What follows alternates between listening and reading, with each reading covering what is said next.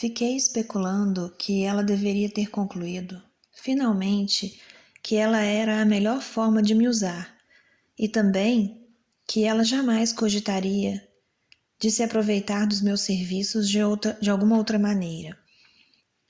Vi que, apesar da grossa parede de pedra entre mim e os meus concidadãos, eles tinham uma muralha muito mais difícil de vencer antes de conseguirem ser tão livres quanto eu. Nem por um momento me senti confinado, e as paredes pareceram-me um desperdício descomunal de pedras e argamassa. O meu sentimento era de que eu tinha sido o único dos meus concidadãos a pagar o imposto. Estava claro que eles não sabiam como lidar comigo e que se comportavam como pessoas pouco educadas. Havia um erro crasso em cada ameaça e em cada saudação, pois eles pensavam que o meu maior desejo era o de estar do outro lado daquela parede de pedra. Não pude deixar de sorrir perante os cuidados com que fecharam a porta e trancaram as minhas reflexões, que os acompanhavam porta fora sem delongas ou dificuldade, e o perigo estava de fato contido nelas. Como eu estava fora do seu alcance, resolveram punir o meu corpo. Agiram como meninos incapazes de enfrentar uma pessoa de quem sentem raiva, e o que então dão um chuto no cachorro do seu desafeto. Percebi que o Estado era um idiota, tímido como uma solteirona às voltas com a sua prataria, incapaz de distinguir os seus amigos dos inimigos. Perdi todo o respeito que ainda tinha por ele e passei a considerá-lo apenas lamentável.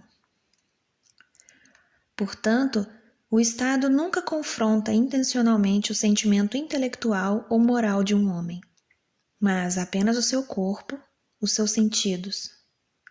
Ele não é dotado de gênio superior ou de honestidade, apenas da mais força física. Eu não nasci para ser coagido.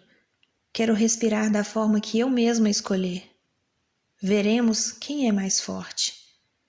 Que força tem uma multidão? Os únicos que podem me coagir são os que obedecem a uma lei mais alta do que a minha. Eles obrigaram-me a ser como eles. Nunca ouvi falar de homens que tenham sido obrigados por multidões a viver desta ou daquela forma. Que tipo de vida seria essa?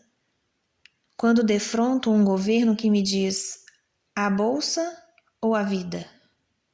Por que deveria apressar-me em lhe entregar o meu dinheiro? Ele talvez esteja passando por um grande aperto, sem saber o que fazer. Não posso ajudá-lo. Ele deve cuidar de si mesmo. Deve agir como eu ajo. Não vale a pena choramingar sobre o assunto. Não sou individualmente responsável pelo bom funcionamento da máquina da sociedade. Não sou filho do maquinista. No meu modo de ver, quando sementes de carvalho e de castanheira caem lado a lado, uma delas não se retrai para dar vez à outra. Pelo contrário, cada uma segue as suas próprias leis e brotam, crescem e florescem da melhor maneira possível, até que uma por acaso acaba superando e destruindo a outra. Se uma planta não pode viver de acordo com a sua natureza, então ela morre. O mesmo acontece com um homem. A noite que passei na prisão, além de uma novidade, foi também bem interessante. Os prisioneiros, em mangas de camisa, distraíam-se conversando na entrada, aproveitando o vento fresco da noite. Assim estavam quando me viram chegar. Mas o carcereiro disse-lhes: "Venham, rapazes, já é hora de trancar as portas." Ouvi o barulho dos seus passos enquanto caminhavam para os seus compartimentos vazios. O carcereiro apresentou-me o meu companheiro de cela, qualificando-o como um sujeito de primeira e um homem esperto. Trancada a porta, ele mostrou-me o cabide onde deveria pendurar o meu chapéu e explicou-me como administrava as coisas por ali. As celas eram caiadas uma vez por mês. A nossa cela, pelo menos, era o apartamento mais branco, de mobiliário mais simples e provavelmente o mais limpo de toda a cidade. Naturalmente, ele quis saber de onde eu vinha e por que eu tinha ido parar ali. Quando lhe contei a minha história, foi minha vez de lhe perguntar a sua. Na suposição evidente de que ele era um homem honesto e, da maneira que as coisas estão, acredito que ele de fato era um homem honesto. Ele disse, ora, acusaram-me de ter incendiado um celeiro, mas não fui eu. Pelo que pude perceber, ele provavelmente fora deitar-se bêbado, para dormir num celeiro, não sem antes fumar o seu cachimbo, e assim perdeu-se no fogo em celeiro. Ele tinha a fama de ser um homem esperto, e ali aguardava havia 3 meses o seu julgamento.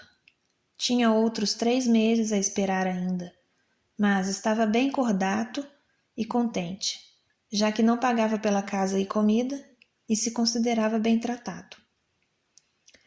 Ele ficava ao lado de uma janela e eu junto à outra.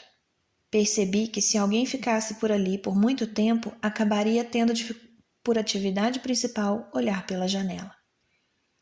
Em pouco tempo eu tinha lido os folhetos que encontrara e fiquei observando os locais por onde antigos prisioneiros tinham fugido.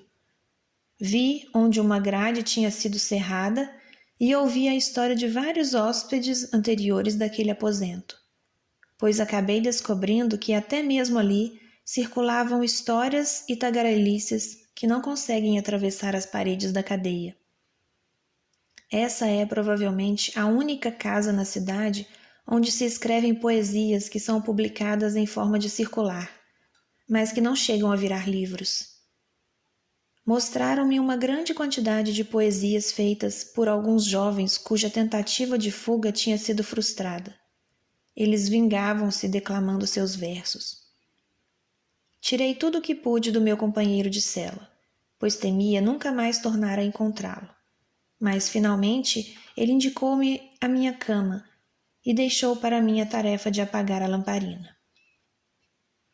Ficar ali deitado por uma única noite foi como viajar a um país distante, um país que eu nunca teria imaginado visitar. Pareceu-me que nunca antes ouvira o relógio da cidade dar as horas ou os ruídos noturnos da aldeia. Isso porque dormíamos com as janelas abertas, janelas estas instaladas por dentro das grades. Era como contemplar a minha aldeia natal à luz da Idade Média, e o nosso familiar rio Concorde transformou-se na torrente de um reno. À minha frente desfilaram visões de cavaleiros e castelos. As vozes que ouvia nas ruas eram dos antigos burgueses. Fui espectador e testemunha involuntária de tudo o que se fazia e dizia na cozinha da vizinha hospedaria local. Uma experiência inteiramente nova e rara para mim.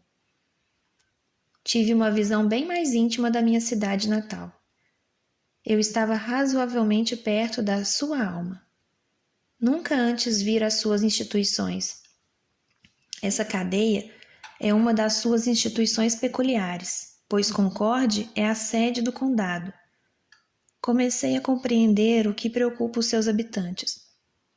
Quando chegou a manhã, o nosso desjejum foi empurrado para dentro da cela através de um buraco na porta. Era servido numa vasilha de estanho ajustada ao tamanho do buraco e consistia numa porção de chocolate com pão preto. Junto vinha uma colher de ferro.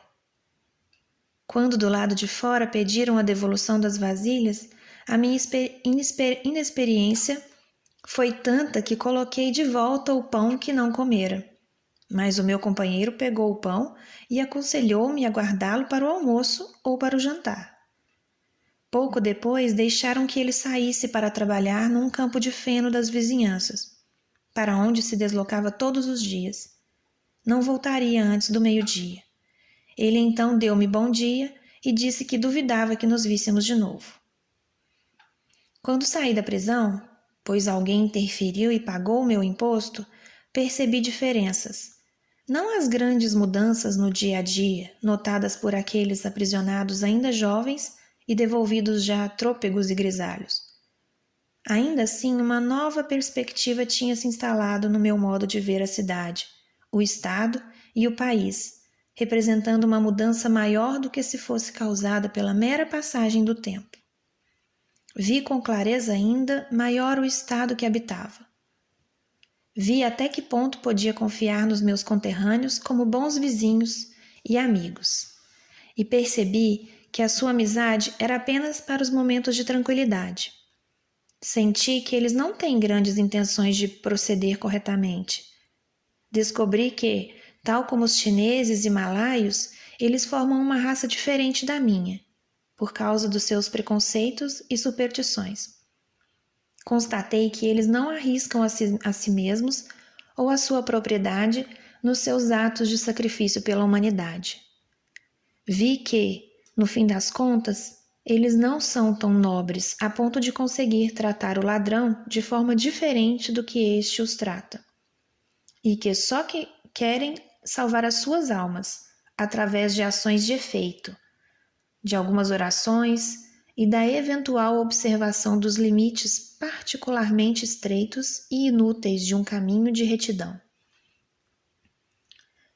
É possível que esteja proferindo um julgamento duro sobre os meus vizinhos, pois acredito que a maioria deles não sabe que existe na sua cidade uma instituição tal como a cadeia. Antigamente, na nossa aldeia, havia o costume de saudar os pobres endividados que saíam da cadeia olhando-os através dos dedos dispostos em forma das barras de uma janela da prisão.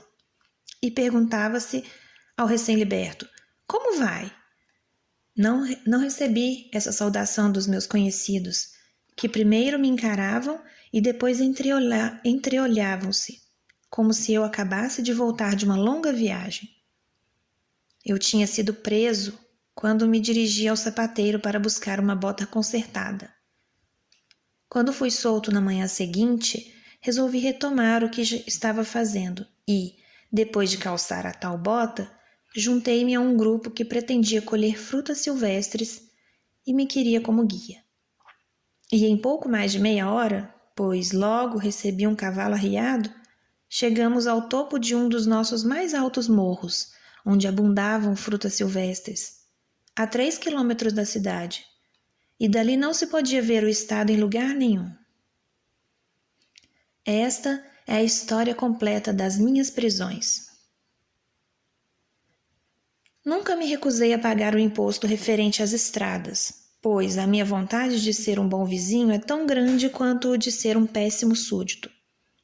No que toca à sustentação das escolas, atualmente faço a minha parte na tarefa de educar os meus conterrâneos. Não é um item particular dos impostos que me faz recusar o pagamento. Quero apenas negar lealdade ao Estado. Quero me retirar e me manter efetivamente indiferente a ele. Não me importo em seguir a trajetória do dólar que paguei, mesmo se isso fosse possível, até o ponto em que ele contrata um homem ou compra uma arma para matar um homem. O dólar é inocente. O que me importa é seguir os efeitos da minha lealdade. Na verdade, eu silenciosamente declaro guerra ao Estado.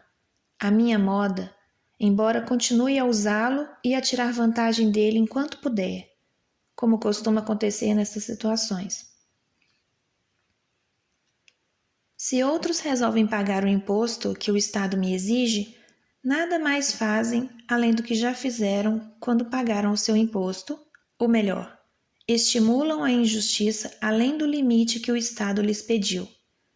Se eles pagam o imposto alheio a partir de um equivocado interesse pela sorte daquele que não paga, para salvar a sua propriedade ou para evitar o seu encarceramento, isso só ocorre porque não meditaram seriamente no quanto estão permitindo que os seus sentimentos particulares interfiram no bem geral. Esta, portanto, é minha posição atual. Mas não se pode ficar exageradamente de sobreaviso numa circunstância dessas, pelo risco de que tal atitude seja desviada pela obstinação ou pela preocupação indevida para com a opinião do próximo. Que cada um cuide de fazer apenas o que lhe cabe, e só no momento certo. Por vezes penso assim: Ora, esse povo tem boas intenções, mas é ignorante. Ele faria melhor se soubesse como agir. Por que incomodar os meus vizinhos e forçá-los a tratar-me de uma forma contrária às suas inclinações? Mas, depois penso, não há motivo para proceder como eles ou para permitir que mais pessoas sofram outros tipos de dor. E digo ainda a mim mesmo, quando muitos milhões de homens sem paixão, sem hostilidade, sem sentimentos pessoais de qualquer tipo, lhe pedem apenas uns poucos xelins, sem que a sua natureza lhes possibilite retirar ou alterar a sua exigência atual e sem a possibilidade de você, por outro lado, fazer um apelo a outros milhões de homens, por que você deveria se expor a tal força bruta avassaladora? Você não resistirá ao frio e à fome, aos ventos e às ondas com tanta obstinação. Você submete-se pacificamente a 1000 imposições similares. Você não coloca a cabeça na fogueira, mas exatamente na medida em que não considero esta força inteiramente bruta, e sim uma força parcialmente humana, e em que avalio que mantenho relações com esses milhões e com outros muitos milhões de homens, que não são apenas coisas brutas ou sem vida. Vejo também que é possível a apelação. Em primeira instância, e de pronto, eles podem apelar ao Criador. Em segunda instância, podem apelar uns aos outros. Mas se ponho a minha cabeça no fogo de propósito, não há apelo possível a ser feito ao fogo ou ao Criador do fogo. E sou o único culpado pelas consequências. Se eu conseguisse convencer-me de que tenho algum direito a me sentir satisfeito com os homens tal como eles são, e a tratá-los de acordo com isso, e não parcialmente de acordo com as minhas exigências e expectativas de como eles e eu mesmo deveríamos ser, então, como bom muçulmano e fatalista, eu teria que me esforçar para ser feliz, com as coisas como elas são, e proclamar que tudo se passa segundo a vontade de Deus.